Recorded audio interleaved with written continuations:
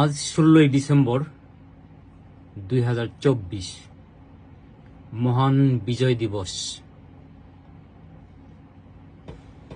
আজকের এই দিনে আমি শ্রদ্ধাভরে স্মরণ করছি শহীদ বুদ্ধিজীবীদের, যারা দেশের জন্য প্রাণ দিয়েছেন, সে সকল শহীদদের, যেসব মা বোন ইজ্জত দিয়েছেন, তাদের প্রতি শ্রদ্ধা।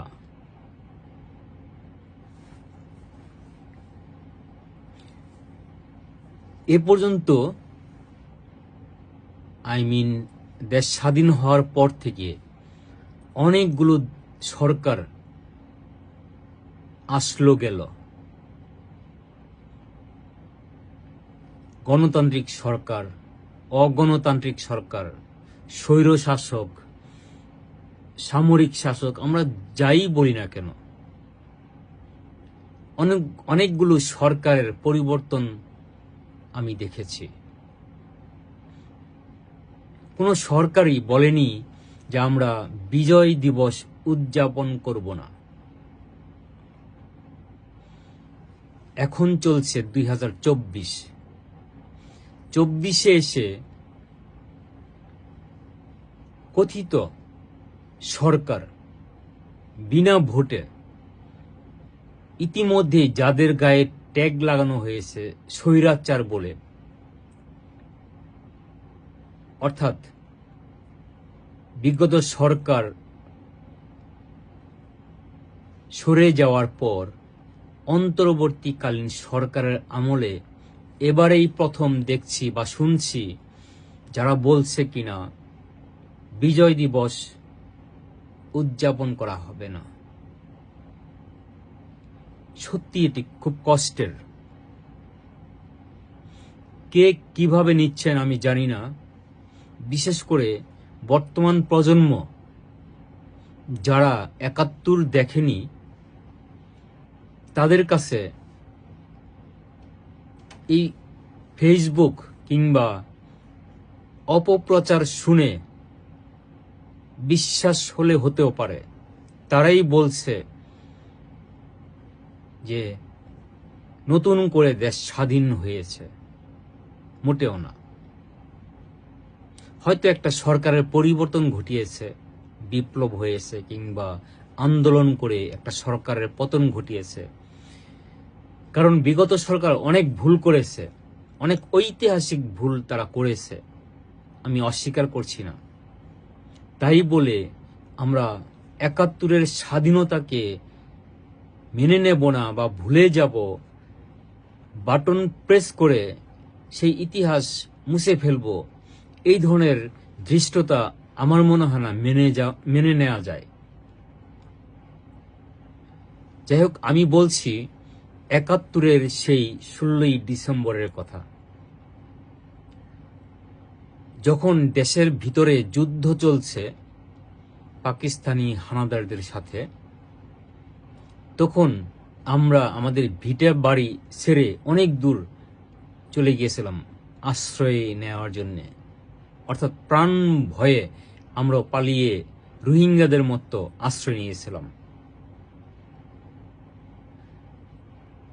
সম্ভবত ডিসেম্বরেরই 13-14 তারিখ বাড়িরই বড় ভাই, জ্যাঠাতো ভাই মুক্তিযুদ্ধে ছিলেন বা মুক্তিযুদ্ধে অংশ নিয়েছিলেন। তারা আমাদের সাথে আমাদের আশ্রয় কেন্দ্রে দেখা করতে এসে বলেছিলেন, আমার খুব স্পষ্ট মনে আছে, যে আর কয়টা দিন অপেক্ষা করো, 2-4 দিনের মধ্যেই দেশ স্বাধীন হবে বা পাকিস্তানি আর্মিরা আমাদের কাছে পরাজয় স্বীকার করবে বা নতি স্বীকার করবে,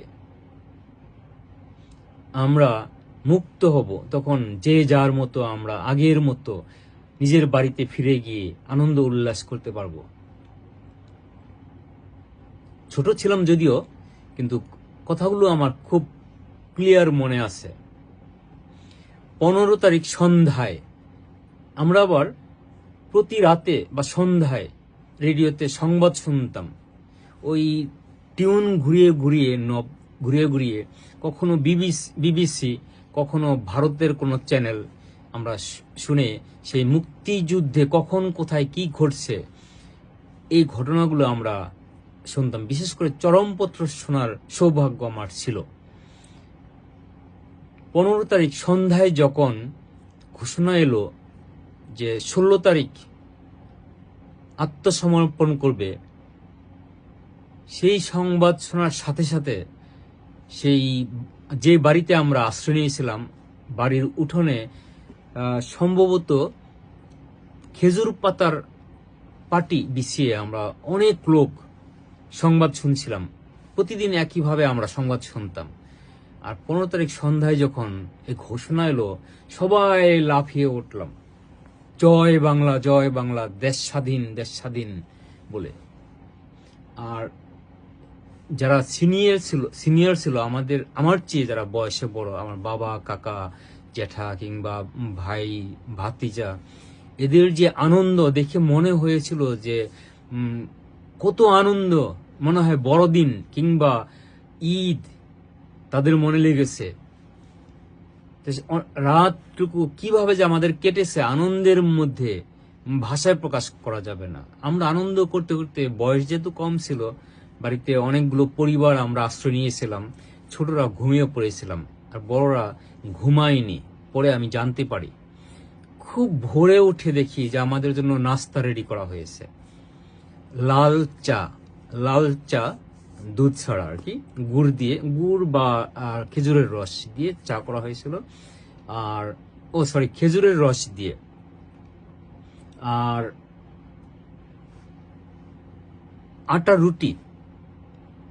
আটা রুটি পুড়ে গিয়েছিল কিংবা ঠিকমতো ভাজা হয়নি, কাঁচা রয়েছে বা নানান সমস্যার মধ্যে তাড়াহুড়া করছিল, তো এই জন্য কেউ সেই রুটি চা ভিজিয়ে খেয়ে নাস্তা করেছে, কেউ না খেয়েই।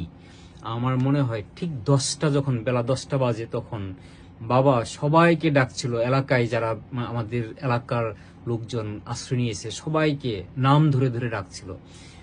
10টার দিকে সম্ভবত সবাই আমরা বিলে জড়ো হই, বিলের মাঝামাঝি দিকে। তারপর আমরা আস্তে আস্তে হাঁটতে হাঁটতে বাড়ি গিয়ে পৌঁছাই। কতটুকু সময় লেগেছে জানি না, আমরা 10টায় রওনা দিছি, ঠিক দুপুরের পর আমরা বাড়িতে এসে পৌঁছাই। দূর থেকে আমাদের বাড়ির ভিটা বাড়ি দেখা গেছে। আর সে সময় দেখি যে পুরো বাড়ি আমাদের ফাঁকা, কোনো ঘর নেই, আগুন দিয়ে সব জ্বালিয়ে দিয়েছে। বড় বড় ঘর ছিল, সেই যদি বলি জমিদারি যে বাড়ি ঘর ছিল আগের আমলের, এই ঘর সব পুড়িয়ে ফেলছে। এরপর ঘরে বাড়িতে উঠে দেখি সব ছাই আর ছাই। এই ঘর দেখে তো পুরা বাড়ি দেখে তো বাবা মা বোনেরা সবাই হাউমাউ করে কাঁদতেছিল। তো অনেকক্ষণ কান্নাকাটি করলো। এরপর আমরা আস্তে আস্তে যখন সবার কান্না থামলো, শান্ত হলো, ঘরের ছাই সরাতে শুরু করলাম। সেই ছাই সরাতে একবার পেলাম আমাদের ধর্মীয় কিছু মূর্তির হয়তো মাথা ভাঙ্গা কিংবা অর্ধেক ভাঙ্গা। তারপরে সেগুলি বেছে বেছে কিছু কাপ বা চীনামাটির থালা, যাই অক্ষত রইল, এগুলো আমরা একদিকে সরালাম। এরপর থাকার মতো করে আমরা প্রথম একটা ঘরকেই পরিষ্কার করা হলো। সেই ঘরে করলো কি, আমরা ওই বাবা, বড় ভাই বা গ্রামের লোকজন এসে একটার সাথে একটা টিন এইভাবে হেলান দিয়ে দাঁড় করিয়ে ব্যবস্থা করলো। ছাপড়া বলা যায় না, এইভাবে আর কি, টিন একটার সাথে একটা লাগে, এই যে মাঝখানে এখানে থাকার ব্যবস্থা করা হলো। সেদিন আমরা নিজেদের কাপড় লতা বা ওই খেয়ার কুটা বা আশেপাশ থেকে যারা দূর থেকে আমাদের কিছু কম্বল বা কাঁথা দিয়েছে, এগুলি দিয়ে আমরা রাত কাটিয়েছি। পরের দিন আমাদের সেই বাড়িতে ঘরের পুরা টিন দিয়ে ছাপড়া তৈরি করা হয়েছে। সেই ছাপড়ায় আমরা মাটিতে খের বা নাড়া বিছিয়ে তার উপর কাঁথা দিয়ে বা অন্য কোনো কাপড় দিয়ে আমরা ঘুমিয়েছি। সেই 16ই ডিসেম্বর এখনো মনে পড়ে। তবে সবচেয়ে মনে পড়ে, আমি প্রায় দেশে যাই, মূলত এতদিন মাসে 2বারও গেছি, দেশে 5-6বার তো এমনিতে যাওয়া পড়তো। আমি যেহেতু জাপানের টেলিভিশনের হয়ে বাংলাদেশে কাজ করি, তো সময় পেলেই বাবার সাথে কথা বলতাম, বাবাকে জিজ্ঞেস করতাম যে বাবা কিভাবে কি হয়েছে, তারপর কি হলো, তারপর কি হলো, এটা কেন হয়েছিল। আমি মুক্তিযুদ্ধ নিয়ে অনেক গল্প করেছি বাবার সাথে। তো তখনই বাবা আমাকে বলছেন যে আমরা যখন 16 ডিসেম্বর সকালে বাড়ি ফিরছিলাম, তখন রাস্তায় অনেকের সাথে দেখা হয়েছে, খবরাখবর জানতে এসেছে কোথায় ছিলাম বা কেমন আছি, কোনো সমস্যা হলে জানাতে বা কোনো সমস্যা হচ্ছে কিনা। খুব ভালো আচরণ করেছে বাবার সাথে। বাবা এলাকায় যেহেতু একটু মোটামুটি সবাই চিনতেন, জানতেন, মাতুবর হিসেবে চিনতেন। তো যারাই বাবার সাথে কথা বলেছে তাদের সম্পর্কে যতটুকু আমি জেনেছি, এরা অধিকাংশই ওই যুদ্ধ চলাকালীন সময়ে রাজাকার বা আলবদরের সদস্য ছিল। এরাই মূলত আমাদের এলাকায় আশেপাশে ডাকাতি করেছে, কিংবা ওই বিভিন্ন বাড়িতে যেটা করা আর কি, লুটতরাজ বা ঘর বাড়িতে আগুন দেয়া, এই ঘটনাগুলো ঘটিয়েছে।